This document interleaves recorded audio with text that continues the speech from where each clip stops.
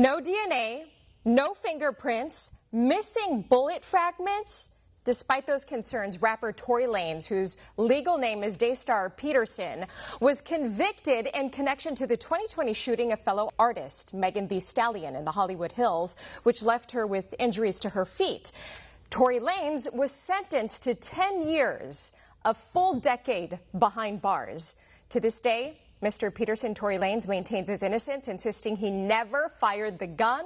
Now, new evidence and claims are surfacing, including from a witness whose account contradicts key parts of Megan Thee Stallion's version of events that night and appears to support Tory Lanez's defense. Mr. James informed Unite the People that he was a witness to the conversation Ms. Harris had, where she stated she had the gun, she fired it 3 times, Mr. Peterson grabbed her arm and knocked it down, and the gun fired 2 more times.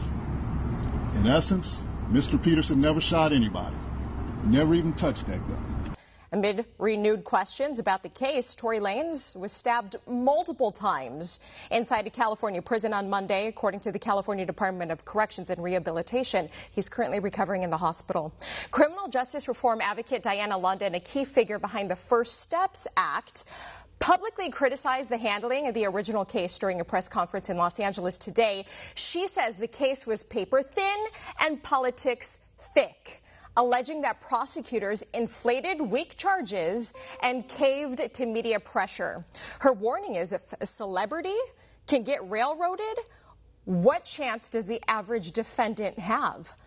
London is now calling on Governor Gavin Newsom to consider a pardon for Daystar Peterson and to authorize a full, independent, non-biased review of the case. Let's welcome Diana London. Tory he did not have a previous criminal record. He had never been arrested before. The young man had a clean record, no violence, and yet they added a gun enhancement. So today, if no gun enhancement was even added to that, for a crime like this, if he even did commit it, it would be 2 to 5 years. 2 years, usually they would let you out. So at this point, he's already been there for almost 2 years. But they added an additional enhancement on it, reserved for violent gang members, and they gave him a 10-year sentence with no DNA, no actual physical evidence.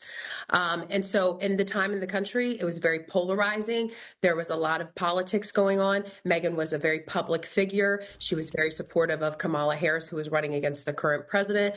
And they used that opportunity within the media to peddle a lot of headlines, very sensational headlines. And they gagged him just like they did President Trump during his legal battles. They gagged Tory. They wouldn't let him defend himself. And Tory had no opportunity to get out there and have a press back on other articles. So if you go to the CaldwellInstitute.org, you will see a button that says Free Tory Lanez. You can click that and it will send you to a change.org petition. Sign that petition. That petition will send it to the governor and tell him to pardon Tory Lanez.